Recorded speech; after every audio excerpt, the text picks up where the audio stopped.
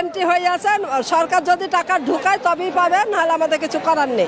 হয়রানি হচ্ছে, বাড়ির হবে না, এতে অনেক মানুষই পাবে না, খালি খালি হয়রানি। আপনারা দেখছেন রিপোর্টার প্রেস। যে নতুন সরকার আসার পরে জনকল্যাণ শিবিরে কি কি সুবিধা দেওয়া হচ্ছে এবং যারা সুবিধা নিতে এসছে তাদের কি সুবিধা পাচ্ছে কিনা আমরা সেগুলো সমস্ত জানবো। জনকল্যাণমুখী যে শিবির গড়ে তুলেছে সেখান থেকে কি সুবিধা দেওয়া হচ্ছে? সুবিধা তারা বলেছিল অনেক রকম সুবিধা দেওয়া হবে। 53টা রাজ্য সরকার এবং সেন্ট্রাল গভর্নমেন্টের 53টা স্কিম দেওয়া হবে এখানে বলেছিল। তো এখানে আমরা এসে দেখছি মোটামুটি 20 থেকে 22টা স্কিম রয়েছে। সব স্কিমগুলোতে কাজ হচ্ছে না, কারণ কাজ যেগুলো হচ্ছে ওল্ড এজ পেনশনের জন্য, যেগুলো পুরাতন এন্ট্রি হয়ে আছে শুধুমাত্র তাদের কাজ হচ্ছে, এবং যারা নতুনের জন্য তারা কোনো রকম কাজ করছে না। আর নতুন যারা করছে তাদের বাইরে থেকে ফর্ম কিনতে বলছে। এবার অনলাইনে ফর্ম কিনতে গেলে কিংবা ডাউনলোড করতে গেলে সেই যেটা টিএমসির আমলে যে ফর্ম, সেই ফর্মটাই দেওয়া হচ্ছে, নতুন কোনো ফর্ম আপলোড তারা করেনি। এবং এইরকম অনেক সমস্যা যেগুলো হয়তো যুবশক্তি বলেছিল কয়েকজন, তো যুবশক্তি হচ্ছে না এখানে। তারপরে আপনার পিএম কিষাণের জন্য বলছে যে 2019 সালের আগে যাদের রেকর্ড করা হয়েছে তাদের শুধুমাত্র দেওয়া হবে। এবার যদি বাবার যদি তার রেকর্ড থাকে তাহলে তারা পেয়ে যাবে। তো এরকম অনেকেই হয়রানি হচ্ছে। তাছাড়া এদিকটায় যেমন জব কার্ডের কাজ অনেকে আসছে, মানে অনেক রকম করার জন্য, কিন্তু তাদের কোনো রকম দিচ্ছে না তারা। বয়স্ক ভাতা থেকে শুরু করে জমির মিউটেশন রেকর্ড করবে বলে কিংবা পিএম কিষাণের ফর্ম ফিল আপ করবে বলে অনেকে এসেছে, কিন্তু কোনো কাজ হচ্ছে না। স্বাস্থ্যসাথী পরিবর্তে যে আয়ুষ্মান ভারত যে শুরু করা, সেই ফর্মটা কি নতুন করে বা কোনো ফর্ম দেওয়া হচ্ছে?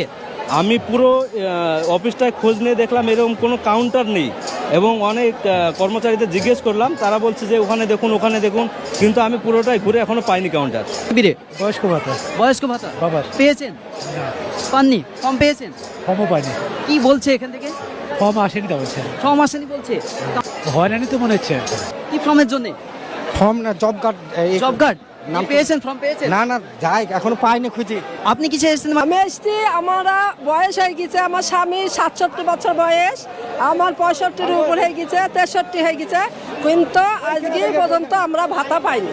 ভাতা পাননি? না। 15 বছর কেটে গেল। আপনার এন্ট্রি হয়ে আছেন, সরকার যদি টাকা ঢুকায় তবেই পাবে, নাহলে আমাদের কিছু করার নেই। আপনার এন্ট্রি হয়ে আছেন, সরকার যদি টাকা ঢুকায় তবেই পাবে, নাহলে আমাদের কিছু করার নেই। কিন্তু আজকে যে ফর্মের জন্য এসেছেন, ফর্ম কি পেয়েছেন? ফর্ম পাইনি। শিবিরে গেলে কি বলছে?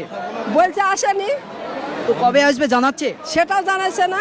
তাহলে কি শুধুই হয়রানি হচ্ছেন? শুধু হয়রানিতে হচ্ছে, তাহলে সেই ওতে যদি টাকা ঢুকাইতে ভালো, আর যদি না ঢুকায় তাহলে তো আমাদের হয়রানি হয়েছে।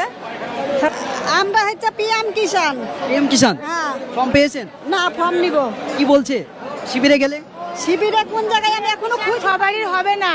ওনারা বলছে 19 সালের আগে রেকর্ড হলে হবে, আর জমি যদি কেউ দান করে তবে এবার হবে। আচ্ছা, খুব তো গরিব মানুষ আছে, কাকে কে জমি দান করবে?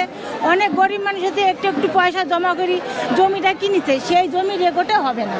তাহলে এটা করার কি দরকার ছিল? তার মধ্যে এটা অনেক মানুষই পাবে না, খালি খালি হয়রানি। এবার মানুষ, অনেক মানুষের যেমন সোলারের জন্য বসেছে এখানে, সোলার তো অনেক মানুষের ঘর নাই, এবার তারা সোলারটা বসাবে কোথায়? টিনের ঘরে বসাবে? আমাদের নামই নাই ঘরের, 4-5 বার ঘরের জন্য জমা দিছি, একবার ঘরের নাম ফিল আপ করতে হবে, জমা দেওয়ার পরে হবে কি হবে না তো কোনো গ্যারান্টি নাই।